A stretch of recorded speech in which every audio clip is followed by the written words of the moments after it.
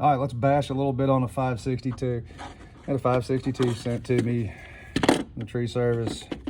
The spring is broken, but it's on back order.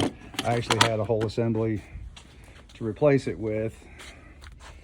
I know it's a little bit more expensive, but when the spring comes in, I'll rebuild that one. And that's why everything's relatively new. So that's no big deal, you know, busted starter, so what?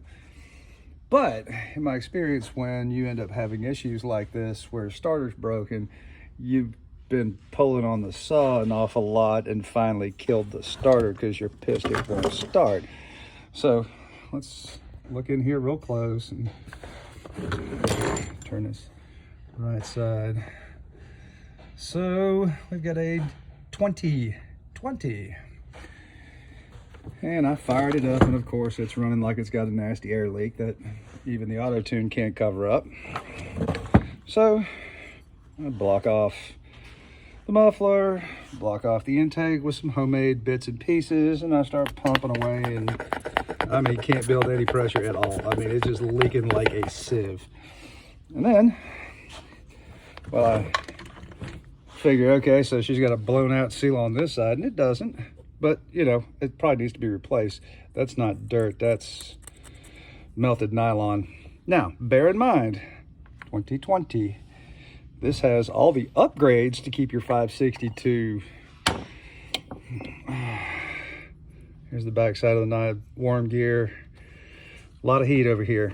I can't tell, you know, the clutch doesn't look too terribly cooked, so it hasn't been run by an idiot. But I still got nothing. So I go back and check my gasket here, and I'm thinking, okay, maybe my transfer tunnel is leaking. No, I can't get anything there either. And we come over here to the flip side. Here, let me plug this back in. All right, my vacuum tester, pressure tester. Hey, look. That's why it won't build any pressure. I mean, you can see it's not even moving. So anyway, this has got the upgrades, so they get this handy dandy little piece around here. Let's get this cleaned up.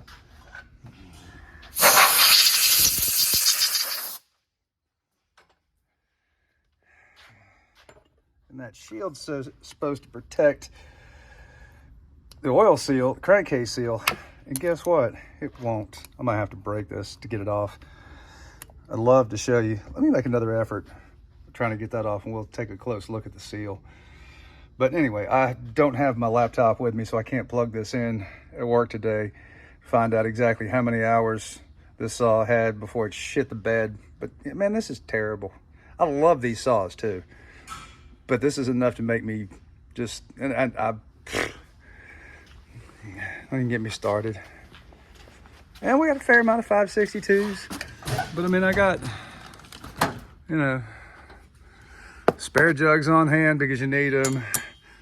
There's more. There's a bunch of jugs down there for all 555s and 562s. And, oh yeah, man, we've done all these upgrades and everything, and you're not gonna have any more problems. You big liars. Okay, so we're back at the same 562. This looked like it was maybe melted to the shaft or something. It was stuck. This is just supposed to be like a slip-on fit. But there you have your proprietary bearing. And you can see that that seal has just given up the ghost. Here, let me throw a little bit on there.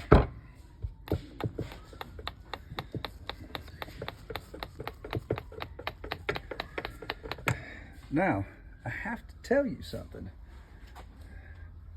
When you look up this part, here, let me take you back out just a little bit. This proprietary bearing,